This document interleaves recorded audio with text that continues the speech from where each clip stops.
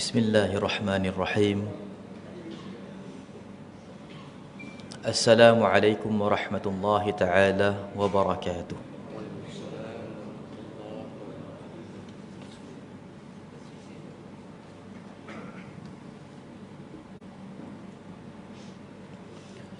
Alhamdulillahi rabbil alamin. وبه نستعين على أمور الدنيا والدين ولا حول ولا قوة إلا بالله العلي العظيم سبحانك لا نحصي ثناء عليك كما أثنيت على نفسك فلك الحمد حتى ترضى ولك الحمد إذا رضيت ولك الحمد قبل الرضا ولك الحمد بعد الرضا ولك الحمد حتى ترث الأرض ومن عليها وأنت خير الوارثين سبحانك لا علم لنا إلا ما علمتنا إنك أنت العليم الحكيم رب اشرح لنا صدورنا ويسر لنا أمورنا واحلل عقدة من ألسنتنا ويفقه أقوالنا اللهم صل على نور الأنوار وسر الأسرار وترياق الأغيار ومفتاح باب اليسار سيدنا محمد المختار وآله الأطهار وأصحابه الأخيار عدد نعم الله وإفضاله اللهم صل وسلم على سيدنا محمد الفاتح لما أغلق والخاتم لما سبق والناصر الحق بالحق والهادي إلى صراطك المستقيم وعلى آله وصحبه حق قدره ومقداره العظيم أما بعد. Yang dimuliakan Tuan Pengerusi Surau, Tuan-tuan Imam, Tuan-tuan Muadzin, barisan ahli jawatan kuasa, semua yang telah menjayakan segala aktiviti, program-program, pelbagai bentuk pengajian yang dianjurkan di bawah anjuran Surau An-Nur ini. Seterusnya hadirin dan hadirat, muslimin dan muslimat yang hadir, yang dirahmati, yang dikasihi, mudahan diridai oleh Allah Subhanahu wa taala. Kita bersyukur kepada Allah Subhanahu wa taala yang telah membukakan suatu jalan, yang telah mempermudahkan segala wasilah, yang telah menyediakan segala khidmat dan juga segala apa yang telah pun kita ini dipermudahkan sehingga kita dapat sampai ke tempat yang sangat dimuliakan oleh Allah Subhanahu wa taala. Pada suatu waktu yang dijadikan oleh Allah Subhanahu wa taala waktu untuk kita beribadah kepadanya. Waktu yang tidak pernah disia-siakan oleh orang-orang yang saleh, melainkan dimanfaatkan waktu ini untuk menimba ilmu dan juga menambahkan dengan amalan yang sunnah. Juga kita hadir ke dalam sebuah mujtama', perhimpunan, perkumpulan, suatu majlis yang disebutkan, yang disifatkan oleh baginda Rasulullah sallallahu alaihi wasallam sebagai taman syurga di antara taman-taman syurga Allah Subhanahu wa taala. Justru kita memohon, kita merafakkan doa kepada Allah Subhanahu wa taala. Mudah-mudahan kelompok kita pada hari ini, mudah-mudahan apa yang kita lakukan pada hari ini dan juga pada waktu yang telah pun lalu diterima oleh Allah Subhanahu wa taala sebagai amalan yang saleh dan juga diberikan ganjaran berlipat kali ganda dan juga sebanyak-banyaknya dunia dan akhirat. Kita berdoa mudahan Allah Subhanahu wa taala memperkenankan segala permintaan, permohonan, segala hajat dan juga memberkati segala usaha dan juga segala apa yang kita kerjakan daripada kebaikan. Ya Allah, ya Tuhan kami, jadikanlah apa yang kami usahakan di dalam dunia ini dalam pelbagai bentuk dan juga dalam pelbagai caranya, ya Allah, adalah suatu ibadah dan juga suatu kebajikan kepadamu ya Allah. Terimalah ia suatu kebaikan dan berikanlah ia ganjaran yang sebanyak-banyaknya daripadamu ya Allah.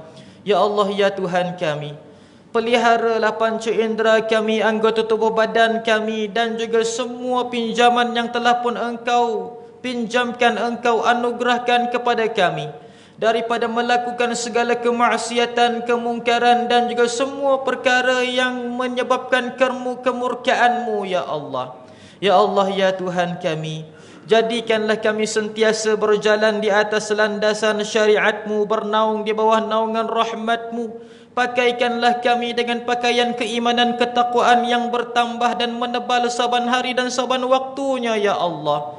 Ya Allah ya Tuhan kami, berkatilah kehidupan kami, rahmatilah kehidupan kami, berikanlah kami kebahagiaan, kegembiraan, kemudahan dan pertolongan daripada-Mu ya Allah. Dan hidupkanlah kami sentiasa di dalam keadaan rasa merendah diri dan juga Engkau sematkan segala kebaikan kepada kami ya Allah. Bersihkanlah hati kami daripada segala perkara yang madhmumah dan masukkanlah ke dalam hati kami segala perkara yang mahmudah. Sematkanlah di dalam hati kami cinta-Mu dan cinta Rasul-Mu Muhammad sallallahu alaihi wasallam, dan jadikanlah cinta-Mu dan cinta Rasul-Mu perkara yang paling kami sukai, perkara yang kami paling cintai di dalam hati kami, lebih dari diri kami sendiri, daripada harta benda kami, daripada ahli keluarga kami dan juga daripada keseluruhan manusia ya Allah. Dan lebih daripada air yang sejuk ketika mana kami merasakan terlalu dahaga ya Allah. Ya Allah ya Tuhan kami, hidupkanlah kami sedemikian sehinggalah kami menemui ajal di penghujung kehidupan kami. Wafatkanlah kami, matikanlah kami dalam keadaan husnul khatimah. Allahumma khtim lana bihusnil khatimah wa la takhtim alaina bisu'il khatimah. Ya Allah ya Tuhan kami, matikanlah kami semua di dalam keadaan husnul khatimah, dan janganlah sesekali kami diwafatkan ya Allah dalam keadaan su'ul khatimah. Amin ya rabbal alamin ya arhamar rahimin.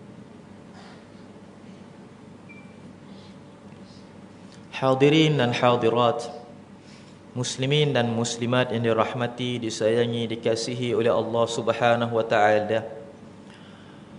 Bermula daripada hari esok, lebih kurang 28, 29, 30 Sya'ban, bermulalah suatu hari yang namanya hari-hari syak.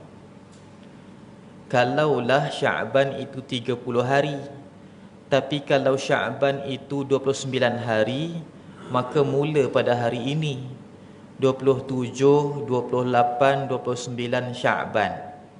Maka dia adalah hari-hari yang syak.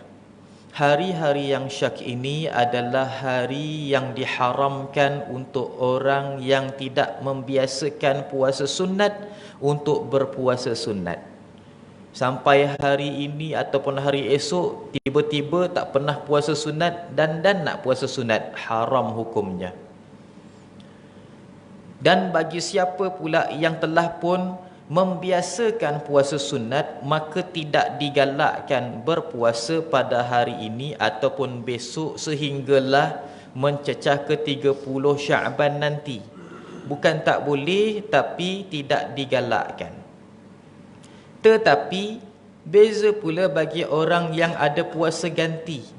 Kalau dia ada lagi sehari ataupun 2 hari ataupun 3 hari ataupun 4 hari termasuk hari ini, maka dia wajib bersegera menggantikan puasanya. Maka puasanya itu tidak boleh tidak, maka ijbari. Maksud ijbari itu mesti berpuasa. Puasa ganti sepatutnya boleh bila-bila masa, tetapi bila jadi dalam keadaan sedemikian, jadi tidak boleh tidak, mesti berpuasa. Kalau orang itu memiliki puasa ganti, mungkin jangan sangka orang perempuan je yang kena ganti puasa. Orang lelaki pun ada yang kena ganti puasa. Boleh jadi dia itu bermusafir di dalam bulan Ramadan tahun lepas lalu dia berbuka puasa. Boleh jadi dia keuzuran ataupun dia itu kepenatan di dalam bulan Ramadan, maka dia berbuka puasa. Boleh jadi dia itu dilanda kesakitan ataupun memiliki suatu kekangan, maka dia berbuka puasa. Maka orang yang berbuka puasa pada bulan Ramadan diwajibkan bagi mereka imsak.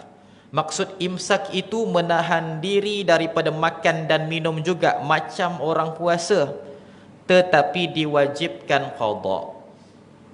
Berbeza dengan perempuan yang period ataupun datang haid. Mereka itu tidak diwajibkan imsak. Mereka boleh makanlah, makan depan kita pun no problem. Tetapi walau bagaimanapun mereka itu diwajibkan untuk qada.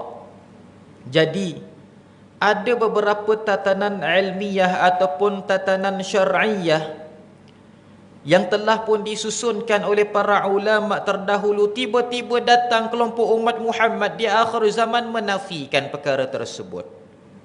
Hadirin yang dirahmati, disayangi, dikasihi oleh Allah Subhanahu wa taala. Sebenarnya semua daripada perkara yang baru datang di dalam agama Allah Subhanahu wa taala yang bukan daripada tatanan syar'iyah, yang bentuknya sengaja untuk mengubah-ubah ataupun untuk menjadikan agama itu nampak macam sensasi, dia adalah perkara yang sesat. Hadirin yang dirahmati, disayangi, dikasihi oleh Allah Subhanahu wa taala. Bila kita katakan perkara-perkara yang baru, bukan maksudnya dia adalah suatu perkara yang ianya diperbaiki ataupun ditambah oleh para ulama, para tabi'in dan para sahabat di dalam zikir-zikir ataupun di dalam doa-doa. Tetapi perkara yang baru disebutkan adalah perkara-perkara yang ianya bukan selain daripada perkara doa, perkara zikir dan perkara-perkara seperti mana salawat.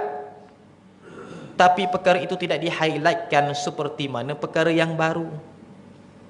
Sebagai contoh, pemikiran-pemikiran baru masuk ke dalam agama Allah Subhanahu wa taala, ini adalah bid'atun dalalah. Apabila masuk saja perkara-perkara sedemikian, ada di antara umat Muhammad sallallahu alaihi wasallam mengatakan bahawasanya aku telah pun berbuka puasa dalam bulan Ramadan, maka aku boleh makan. Para ulama mengatakan kalau kita ini dah batal puasa, terbatal puasa ataupun kita membatalkan puasa dengan berbuka puasa, maka wajib imsak. Maksud wajib imsak itu wajib juga meneruskan puasa macam biasa, tetapi wajib pula qada puasa tersebut kerana puasa itu tidak dikira puasa. Ibarat tak makanlah sahaja. Kalau orang tu makan semata-mata makan sahaja, bukan depan orang sekalipun, hukumnya adalah haram dan berdosa. Diletakkan perkara ini oleh para ulama. Maka datang sekelompok sebahagian daripada umat Muhammad sallallahu alaihi wasallam yang merasakan dirinya pandai di akhir zaman, mengatakan bahawasanya para ulama meletakkan sesuatu perkara itu bukan atas dasar dalil ataupun daripada mana-mana nas. Lalu dikatakan mana dalil? Tak ada pun hadis kata macam itu. Hadirin yang dirahmati, disayangi, dikasihi oleh Allah Subhanahu wa taala. Maka benarlah kata tuan guru kami, orang-orang alim zaman dahulu mengajar, adapun orang-orang yang jahil belajar. Bila sampai ke zaman sekarang, orang-orang yang alim mengajar, orang-orang yang jahil mengkritik ataupun menjuri. Zaman sekarang wal'iyadzubillah, mendengar majlis ilmu kadang-kadang bukannya untuk belajar ilmu, tapi untuk mencari di manakah kesilapan, kesalahan untuk mengkritik. Dan kadang-kadang dikritiknya perkara-perkara yang tidak ada kena-mengena, dan juga perkara-perkara yang ianya perkara yang bukan ditekankan di dalam syarahan ataupun di dalam penerangannya. Hadirin yang dirahmati, disayangi, dikasihi oleh Allah Subhanahu wa taala. Rasulullah sallallahu alaihi wasallam pernah bersabda di dalam sebuah hadis, la ya'tiyanna 'alaikumuz zamana yatakallamu fihi ruwaibidat, akan datang suatu zaman ke atas umat aku nanti, pada waktu itu manusia yang digelarkan ruwaibidat akan berkata-kata, akan bercakap. Lalu soal para sahabat, man humur ruwaibidat ya Rasulullah? Siapakah mereka itu ruwaibidat wahai Rasulullah? Perkataan ini tidak pernah digunakan di dalam orang-orang Arab Quraisy, malahan di dalam bahasa Arab sendiri pun tak pernah digunakan. Dia adalah kalam nubuwah. Dia adalah perkataan yang keluar daripada lisan Nabi Muhammad sallallahu alaihi wasallam. Dikatakan yatakallamu fihim ruwaibidat, akan datang kepada kamu berkata-kata pada mereka itu orang yang ruwaibidat. Para sahabat bertanya kepada Rasulullah, siapa mereka ruwaibidat wahai Rasulullah? Ruwaibidat ini kalau kita nak terjemahkan dalam bahasa Melayu, bolehlah kita katakan orang yang memandai-mandai. Tak pandai tapi buat-buat pandai, astaghfirullahalazim. Lalu jawab Nabi Muhammad sallallahu alaihi wasallam menyebutkan bahawasanya rajulun tafih yatakallamu bi umurin am. Dia adalah seorang lelaki yang jahil tetapi ingin berkata-kata pada perkara-perkara, pada tajuk-tajuk ataupun pada perbincangan-perbincangan yang penting di dalam agama. Kata Rasulullah sallallahu alaihi wasallam, yakunu as'adun nas yawma idzin al-Luka' ibnul Luka'. Pada zaman itu wahai para sahabatku, orang yang paling bahagia sekali hidup adalah orang yang jahil, anak kepada orang yang jahil. Rasulullah mengatakan al-Luka' ibnul Luka'. Luka' ibnul Luka' ni dia macam katak bawah tempurung. Lepas tu dia belajar juga dengan katak bawah tempurung. Dia anak, dia jahil, dia anak orang jahil. Ulama mengatakan bukan maksud jahil anak kandung orang jahil, tidak. Orang yang jahil anak murid kepada orang yang jahil. Dia jahil, gurunya pun jahil. Astaghfirullahalazim. Hadirin yang dirahmati, disayangi, dikasihi oleh Allah Subhanahu wa taala. Apabila sampai sahaja ke zaman bila berkata-kata yang disebutkan sebagai ruwaibidat ini, bila sampai zaman ruwaibidat ini, orang-orang yang mereka ini memandai-mandai, orang-orang yang mereka ini suka buat react di pada zaman-zaman di zaman sekarang ini, wal'iyadzubillah, zaman-zaman sekarang ini, kata Rasulullah sallallahu alaihi wasallam, as-sukutul mauqif, diam orang yang alim itu adalah seperti mana melawan. Guru kami mengatakan bahawasanya takadu alaikumuz zaman, hampir-hampir dah kepada kamu suatu zaman, yaskutul alimu wa yatakallamul jahil, akan berdiam orang-orang yang alim dan akan berkata-kata orang-orang yang jahil. Katanya saktatul alimi ghadbun, diamnya orang yang alim bukan kerana redha tetapi kerana mereka marah. Wa takallamul jahilu yadhharul jahlahum, adapun orang yang jahil apabila bercakap hanya menzahirkan kebodohan mereka, minta maaf dengan bahasanya. Hadirin yang dirahmati, disayangi, dikasihi oleh Allah Subhanahu wa taala, umat Muhammad di akhir zaman yang kita hidup di zaman sekarang inilah zamannya. Yaitu bila sampai ke zaman sekarang, orang yang alim itu makin bercakap, maka subhanallah tidak akan memperbaiki keadaan. Tetapi cuba kita lihat di zaman sekarang, kalau kita perhatikan, dengan konsert besar-besaran yang mudah pula diluluskan, dengan majlis-majlis ilmu yang susah pula dia punya prosedur-prosedurnya, dengan keadaan masjid surau, kuliah maghrib, kuliah muslimatnya pun semakin berkurangan kehadirannya, dengan keadaan bertambah pula orang yang memandai-mandai buat react, Di zaman sekarang wal'iyadzubillah, makin bertambah dan makin ramai pula yang viralnya. Maka subhanallah, cuba kita lihat di zaman sekarang, orang-orang yang alim, mereka tidak berkata-kata, malah mereka mendiam diri. Mungkin kita akan mempersoalkan, mana tokoh-tokoh agama yang hebat-hebat, mana suaranya? Hadirin yang dirahmati, disayangi, dikasihi oleh Allah Subhanahu wa taala. Ketahuilah di zaman sekarang, orang yang paling ditakuti Yahudi dan Nasrani adalah orang Islam yang berdiam diri. Makin mereka berdiam diri, maka makin ditakutkan oleh musuh-musuh. Kerana orang yang bercakap pada zaman ini hanya menzahirkan kebodohan mereka. Astaghfirullahaladzim. Berkata orang-orang cerdik pandai, kadang-kadang para ulama berdiam diri bukan mereka tidak memiliki jawapan ataupun mereka tidak memiliki pendirian, tetapi diam mereka adalah mereka sedang mentertawakan kebodohan orang-orang yang jahil. Hadirin dan rahmati, disayangi, dikasihi oleh Allah Subhanahu wa taala. Banyak daripada persoalan, banyak daripada cabar-cabaran yang dikeluarkan ataupun yang diajukan oleh pihak-pihak yang tidak bertanggungjawab, yang selalunya didiamkan oleh orang-orang yang soleh. Kerana apa? Diam padanya adalah pengislahan kepada agama Allah Subhanahu wa taala. Hadirin dan rahmati, disayangi, dikasihi oleh Allah Subhanahu wa taala. Kata Rasulullah sallallahu alaihi wasallam, "Idza ra'aita syuhan muta'an wa hawan muttaba'an wa dunya mu'tarah wa i'jaba kulli dhi ra'yin bi ra'yihi fa'alaikum bi khuwaysati nafsik fa inna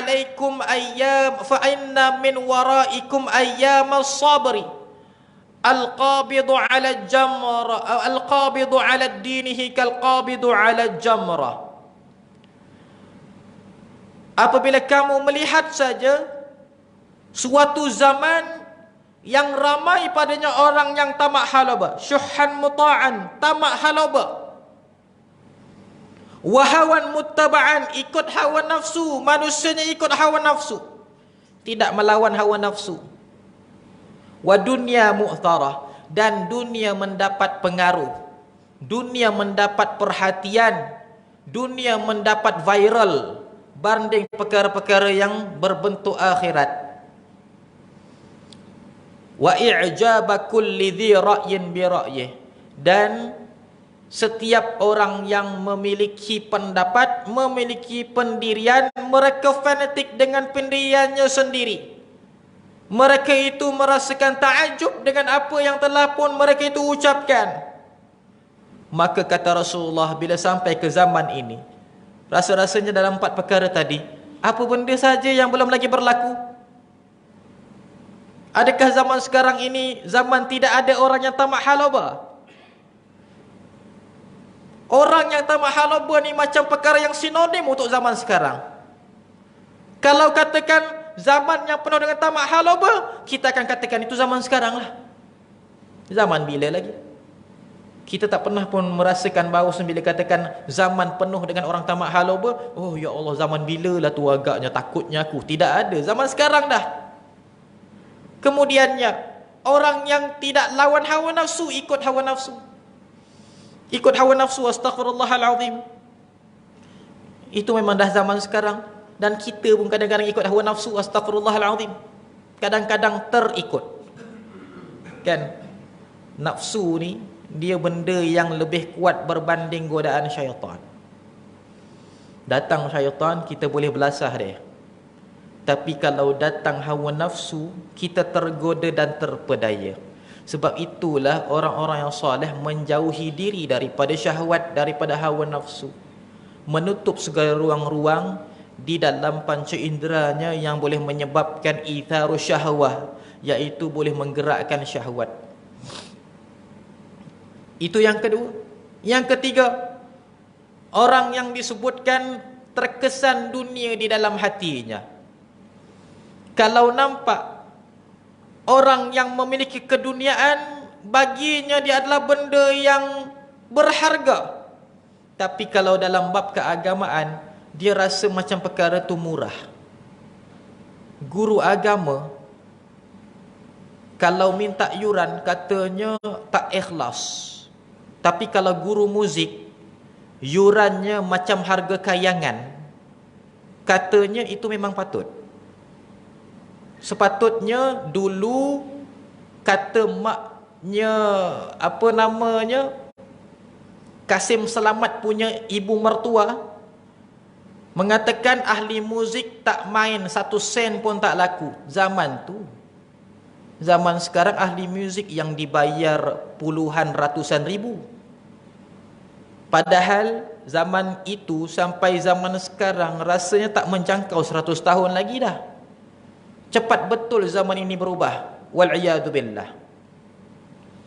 Kalau zaman itu katanya ahli muzik tak main 1 sen pun aku tak pandang, zaman sekarang ada lagi ke orang kata sedemikian? Malah ahli muzik lah yang disanjung-sanjung. Kalau tangannya boleh petik gitar, kalau tangannya boleh ketuk drum, oh ini adalah orang yang ada masa depan. Tapi kalau mulutnya boleh mengaji, belum tentu dikatakan boleh ada masa depan. Astaghfirullahaladzim. Guru yang mengajar Al-Quran yang menyebabkan anak itu seumur hidup boleh baca Al-Quran, buat benda yang sunnah.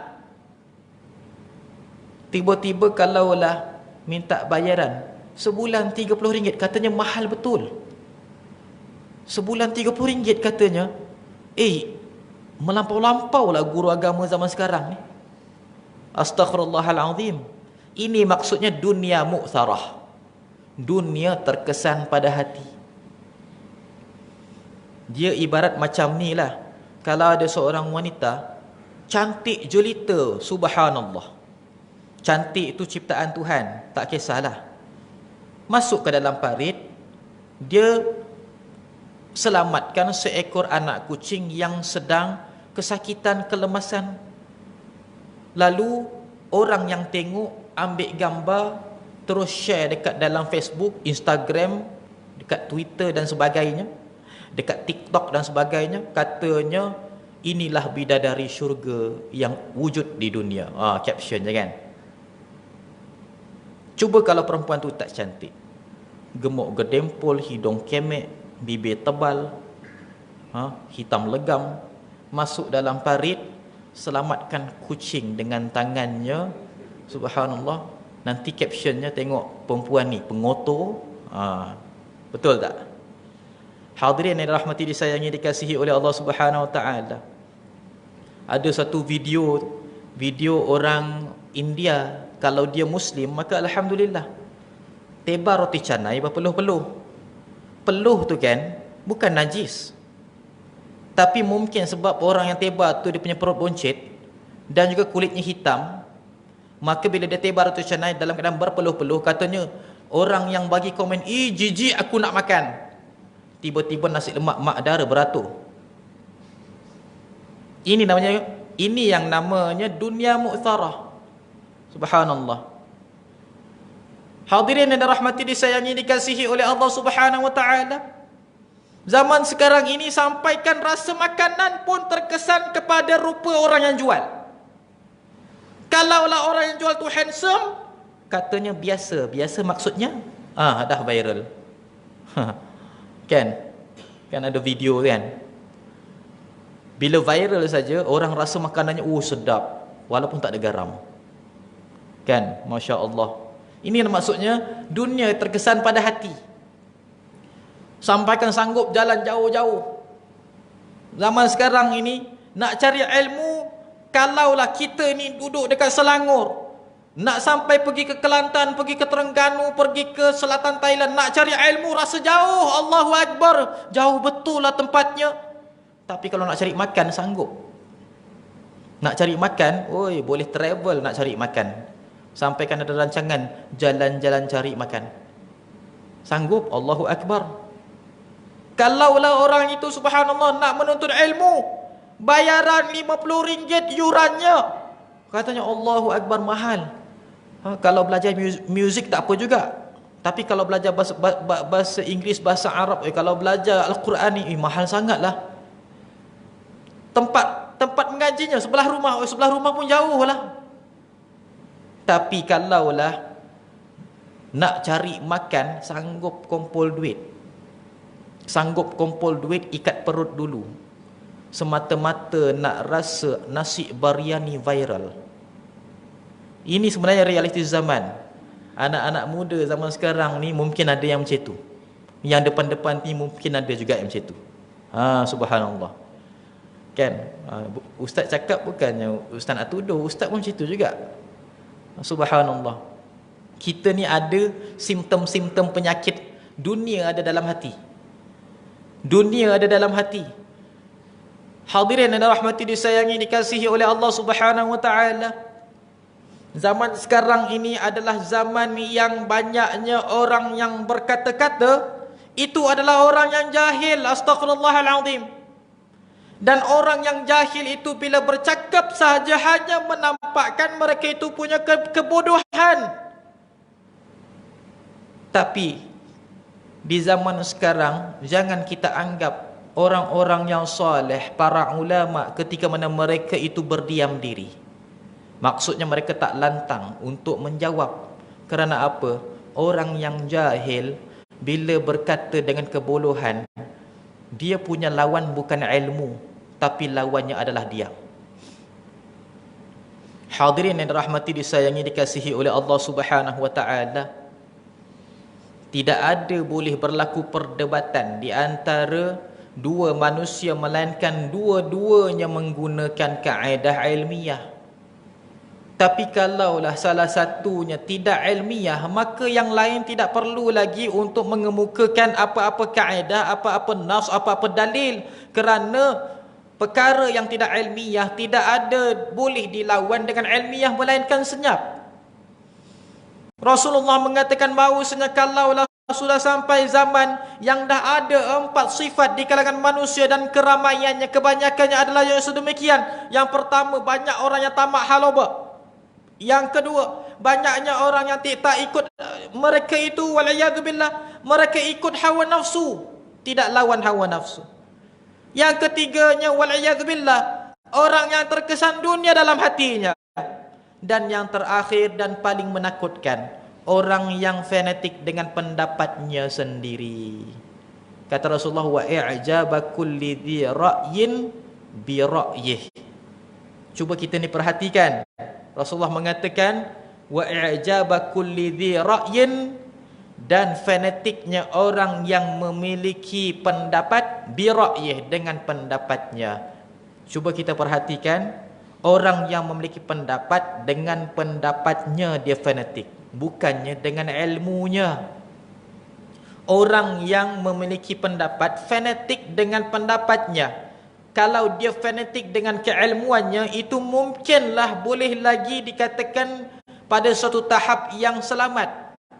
Tapi kalaulah pendapatnya sahaja, tidak ilmiah dan juga tidak ada kena-mengena langsung dengan agama Allah Subhanahu wa taala, maka bagi orang ini adalah orang yang wujud di akhir zaman, dan kebanyakannya adalah yang sedemikian. Kan sekarang ni tok-tok guru bagi dalam kelas ilmu dengan hadis, dengan kalam ulama, dengan tafsiran, tiba-tiba ada orang yang nak rod, ada orang yang nak komen. Dia punya dalil apa? Pada pendapat saya. Kuat mana pendapat awak nak banding dengan dalil dan juga pendapat para ulama terdahulu? Menyangkakan pada pendapat saya, pendapat dia lebih mu'tabar banding para ulama terdahulu. Astaghfirullahalazim. Katanya pendapat saya. Pendapat, subhanallah, kalaulah semua pendapat boleh dijadikan hujjah wal'iyadzubillah, maka bercelarulah manusia di akhir zaman.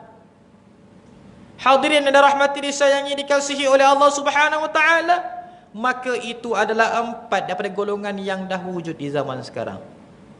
Tak payah cari lagi dah zaman bila ni, zaman sekarang dah jadi dah.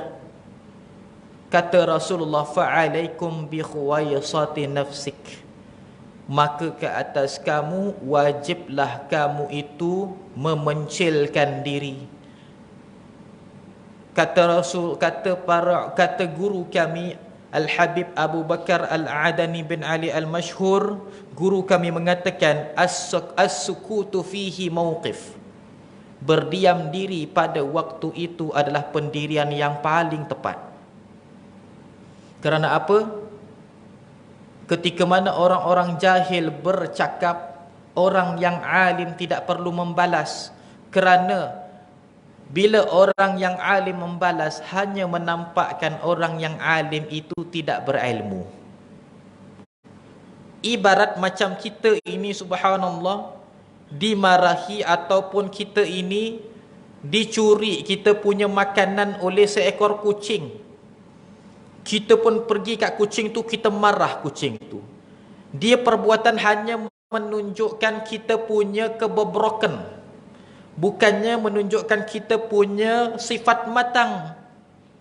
Perbuatan yang hanya menzahirkan suatu keadaan yang menampakkan kita ni tidak matang, tidak berfikir daripada hadapan. Itulah ibaratnya kalaulah orang yang jahil sedang menyalak, kalau kita balas salahkan mereka, ibarat kita 2 kali 5 macam mereka. Lalu zaman sekarang adalah zaman orang-orang yang alim berdiam diri adalah lebih baik, lebih memelihara agama yang pertama, dan juga yang kedua tidak menampakkan kekurangan dan juga menampakkan kebodohan walaupun seorang itu alim. Hadirin yang dirahmati, disayangi, dikasihi oleh Allah Subhanahu wa taala. Sekarang ini subhanallah, kalau dulu kita bolehlah kata orang yang buat mandai-mandai ni wal'iyadzubillah orang yang jahil. Tapi kalau zaman sekarang, orang yang buat mandai-mandai ni nampak pandai.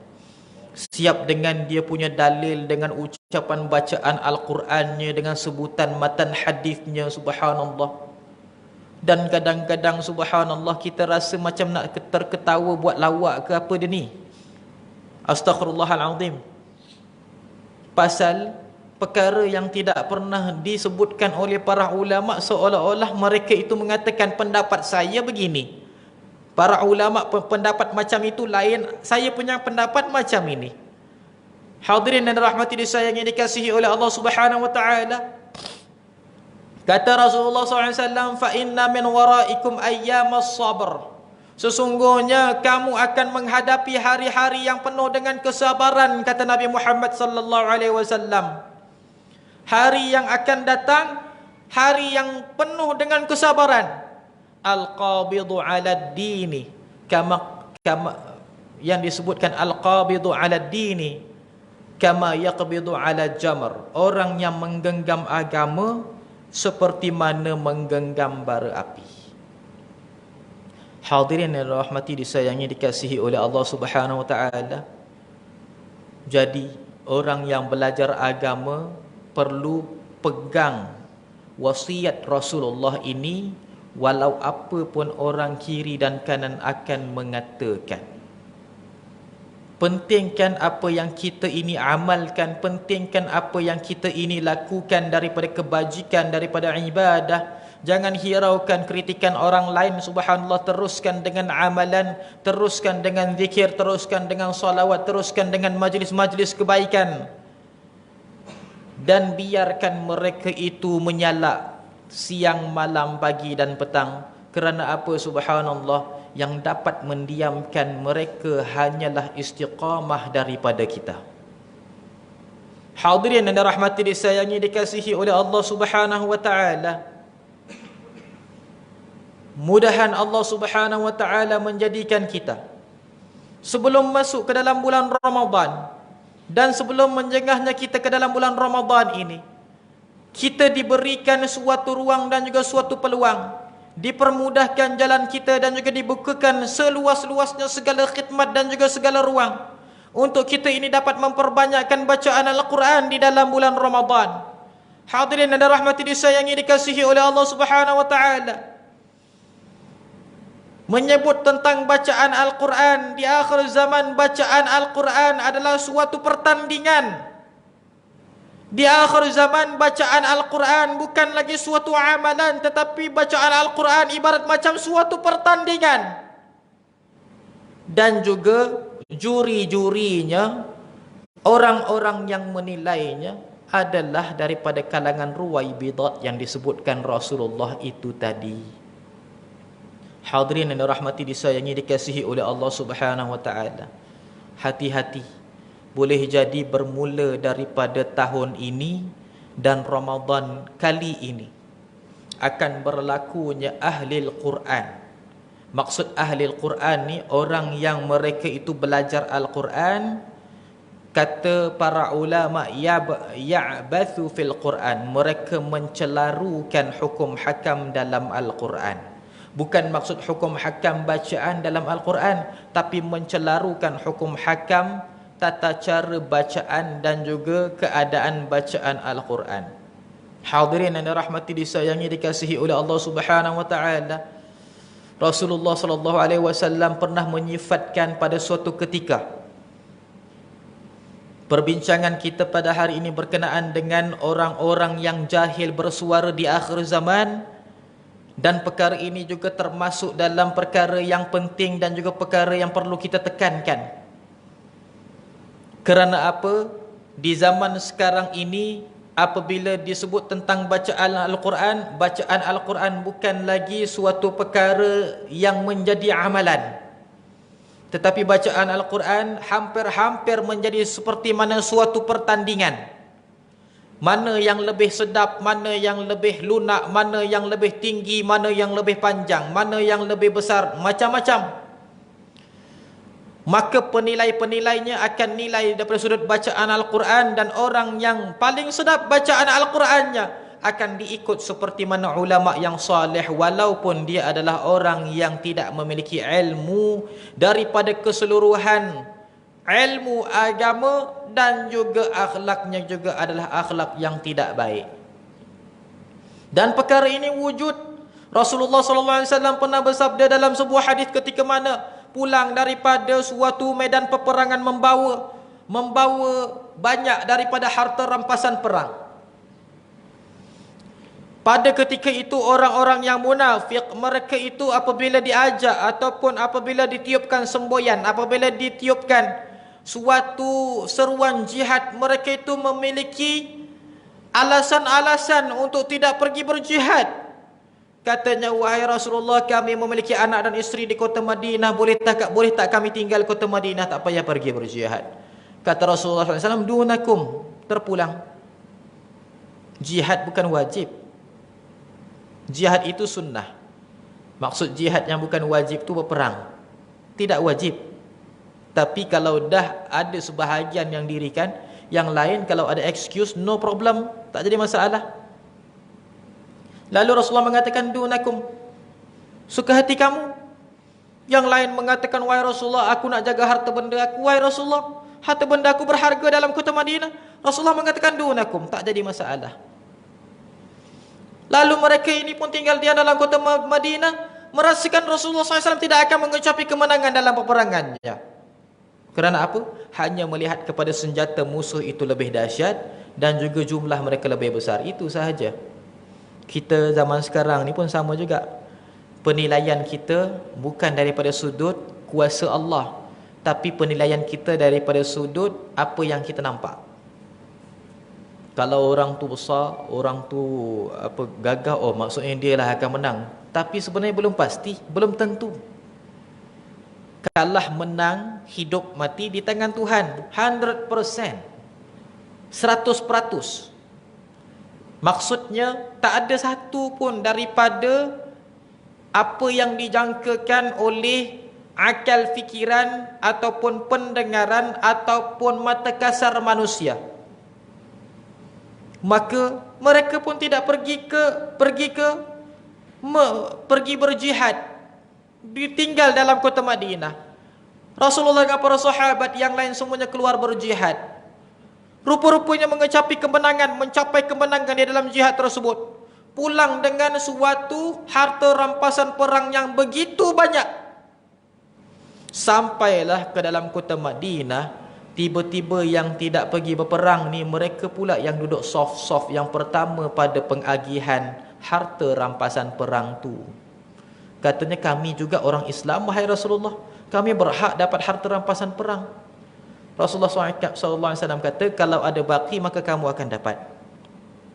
Maka Nabi Muhammad SAW mengagihkan kepada mereka-mereka yang mereka telah pun berbentengkan badan mereka dan juga telah pun mengorbankan jiwa raga mereka yang telah pun terluka, tercedera, tersiat kulit dalam peperangan di dalam jihad tersebut, yang telah bersusah payah, telah pun bermusafir dan juga telah pun balik ke kota Madinah semata-mata nak jadikan kalimah Allah itu berada di atas. Rasulullah SAW mengagihkan harta rampasan perang kepada mereka ini dulu, yang terjejas badan mereka, perlu perubatan, dan juga terdapat juga anak-anak daripada orang-orang yang pergi berjihad menjadi yatim, menjadi istrinya menjadi janda kerana suaminya terbunuh di dalam medan peperangan, syahid di dalam medan peperangan, diagihkan kepada mereka terlebih dahulu.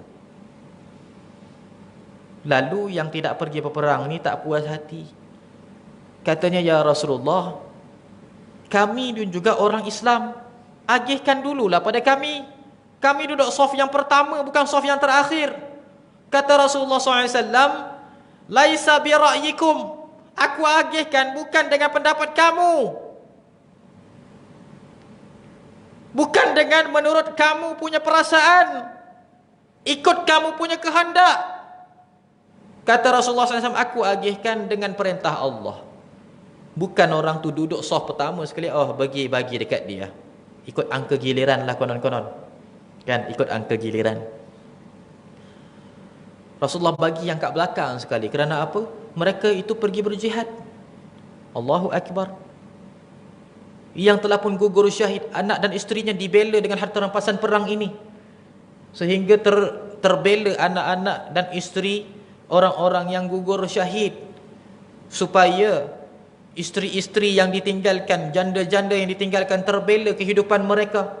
Anak-anak yatim yang telah pun ditinggalkan, mati syahid, gugur syahid bapanya dalam medan perang, diberikan hak mereka pada harta rampasan perang tersebut. Tiba-tiba orang yang memiliki banyak alasan ketika mana ingin keluar berjihad, mereka itu pula yang meminta harta rampasan perang. Rasulullah mengatakan, suka hati kamulah nak tinggal dalam kota Madinah, tak jadi masalah. Tapi ada benda yang mereka tak faham, iaitu kalau datang harta rampasan perang, jangan sibuk nak minta. Itu maksudnya. Tapi mereka tak faham. Mereka itu menganggap, kami ni juga orang Islam, wahai Rasulullah. Kami ni juga adalah kamu punya umat. Dahulukan kami, wahai Rasulullah. Sampai satu ketika salah seorang di kalangan mereka sampaikan mereka ini berkelompok rupa-rupanya. Setiap seorangnya menyokong yang lain. Berdiri salah seorang di kalangan mereka mengatakan, i'adil ya Muhammad, sikap adil wahai Muhammad. Sampaikan tak panggil dah dengan panggilan Rasulullah, sebut nama Muhammad je. Subhanallah, sebut nama Muhammad je, tak ada sebut ya Rasulullah. Lalu Rasulullah mengatakan, ya waihak, katanya wahai cilaka, kata Rasulullah. Bahasanya keras. Dalam bahasa Melayunya macam, kata Rasulullah, ui tak guna, lebih kurang macam itulah. Man ya'adil idza lam a'adil ana, siapa orang yang lebih adil kalau aku tidak adil, kata Rasulullah. Lelaki ini pun isyaratkan kepada kawan-kawannya, katanya wahai kawan-kawanku, semuanya konco-konco aku semuanya, jom kita tinggalkanlah majlis Rasulullah ni. Nabi Muhammad bukannya nak bela kita pun, dia tak bela pun kita. Biar kita buat kelompok yang lain, kita lebih Islam daripada majlis Rasulullah sallallahu alaihi wasallam. Mereka pun membelakangi Nabi Muhammad keluar daripada majlis yang dalamnya ada Rasulullah sallallahu alaihi wasallam. Menyangkakan mereka itu lebih syariat berbanding Nabi Muhammad, menyangkakan diri mereka itu lebih Islam berbanding Nabi Muhammad dan juga para sahabat. Rasulullah sallallahu alaihi wasallam pun terus mengatakan kepada para sahabat dengan sebuah sabdanya yang sahih. Kata Rasulullah SAW, ya ashabi, unduru, wahai para sahabatku, lihatlah kelompok ini betul-betul. Yakhruju fi akhir zaman unasun min dhi'dai hadha, akan datang di akhir zaman nanti, mereka akan kembali manusia macam inilah. Sifat mereka sama macam ini, kata Rasulullah SAW. Yaqra'una al-Qur'ana kama unzil. Ini sifat mereka yang pertama. Membaca Al-Quran seperti mana yang diturunkan. Maksudnya penuh dengan tajwid. Hati-hati. Bulan Ramadan adalah bulan Al-Quran. Dan secara pastinya kelompok-kelompok ini yang kita sudah pun kenal pasti, ia wujud pada zaman sekarang. Dia wujud pada zaman sekarang, akan mengatakan ikut aku lebih Islam berbanding para ulama terdahulu. Ikut aku berbanding syariat, berbanding mereka para pendakwah yang tidak bertauliah. Wal'iyadu billah. Hadirin yang dirahmati, disayangi, dikasihi oleh Allah Subhanahu wa taala, kata Rasulullah, yaqra'una al-Qur'ana kama unzil. Mereka ni baca Quran seperti mana yang diturunkan. Maksudnya penuh tajwid, tata cara bacaannya bagus dan sebagainya.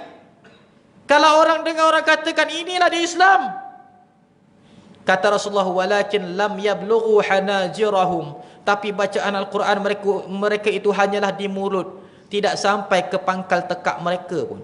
Nak kata sampai hati jauh sekali, sampai tekak mereka maknanya pun tak ada. Astaghfirullah. Kata Rasulullah, yamruquna minad dini kama yamruqu sahmi minar rami, kama yamruqu sahmu minar ramyi.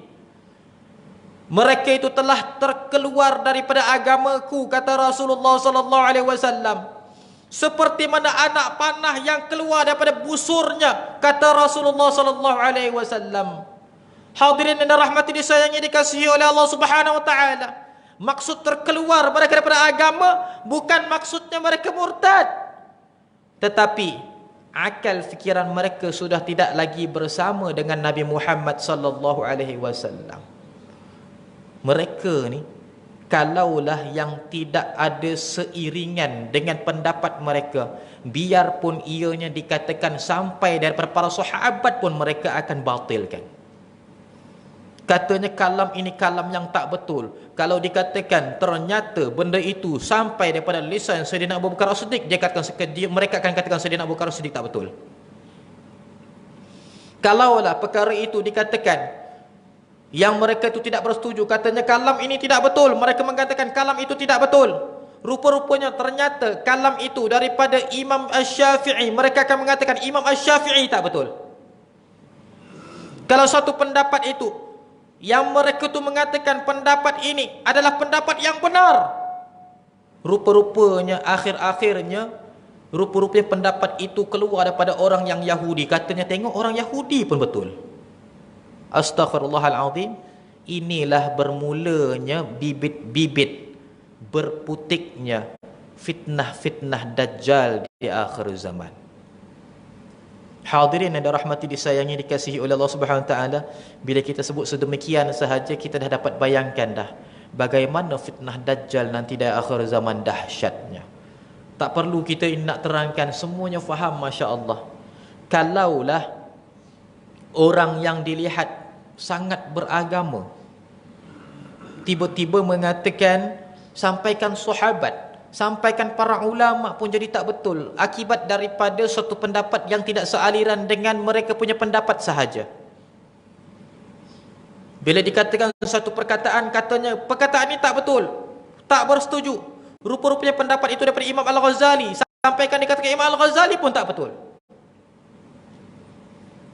Bila dikatakan satu pendapat tu mereka tidak bersetuju, rupa-rupanya perkara itu sampai daripada lisan para sahabat ridwanullahu alaihim, sampaikan mereka itu tergamaknya mengatakan para sahabat pun kadang-kadang buat salah. Astaghfirullahaladzim. Sampaikan mengatakan, tuan-tuan, sahabat-sahabat pun mereka manusia biasa, kadang-kadang buat salah. Astaghfirullahaladzim. Inilah lisan-lisan mereka. Hadirin yang dirahmati, disayangi, dikasihi oleh Allah Subhanahu wa taala, maka kita hidup memang betul-betul exactly di zamannya. Dan orang itu boleh jadi ada saja di persekitaran kita, nearby dekat kita ni saja. Subhanallah. Mereka ni subhanallah adalah yang dekat-dekat dengan kita ni. Kalau kita on wifi, mungkin dapat wifi mereka. Maksudnya dekat betul. Subhanallah. Jadi pendirian orang-orang yang beriman pada zaman sekarang, teruskan istiqamah dengan amalan. Jangan hiraukan apa yang mereka katakan. Berdiam diri adalah suatu pendirian paling tepat, dan benda ini yang paling ditakutkan oleh orang-orang yang batil.